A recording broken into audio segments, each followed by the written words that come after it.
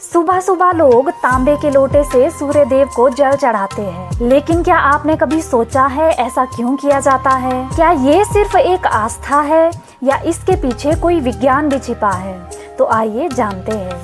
हिंदू धर्म में सूर्य को केवल एक ग्रह नहीं बल्कि प्रत्यक्ष देवता माना गया है। ऋग्वेद, यजुर्वेद और आदित्य हृदय स्त्रोत में सूर्य देव की महिमा बताई गई है, क्योंकि सूर्य ही पृथ्वी पर जीवन, ऊर्जा और प्रकाश का मुख्य स्रोत है। धर्म ग्रंथों के अनुसार सूर्य को जल चढ़ाने को अर्घ्य देना कहा जाता है। मान्यता है कि इससे आत्मबल, आत्मविश्वास और सकारात्मक ऊर्जा बढ़ती है। लेकिन इसके पीछे एक वैज्ञानिक कारण भी बताया जाता है। जब व्यक्ति सुबह उगते सूर्य को जल की पतली धारा के बीच से देखता है तो सूर्य की किरणें पानी से फिल्टर होकर आंखों तक पहुंचती है। इससे आंखों और मस्तिष्क को हल्की और नियंत्रित रोशनी मिलती है। सुबह की धूप में विटामिन डी भी होता है, जो शरीर की हड्डियों और इम्यूनिटी के लिए जरूरी माना जाता है। अब सवाल ये है कि तांबे के लोटे से ही जल क्यों चढ़ाया जाता है? आयुर्वेद में तांबे को शुद्ध धातु माना गया है। कहा जाता है कि तांबे के पात्र का जल शरीर के लिए लाभकारी हो सकता है। इसी कारण पूजा में तांबे का विशेष महत्व बताया गया है।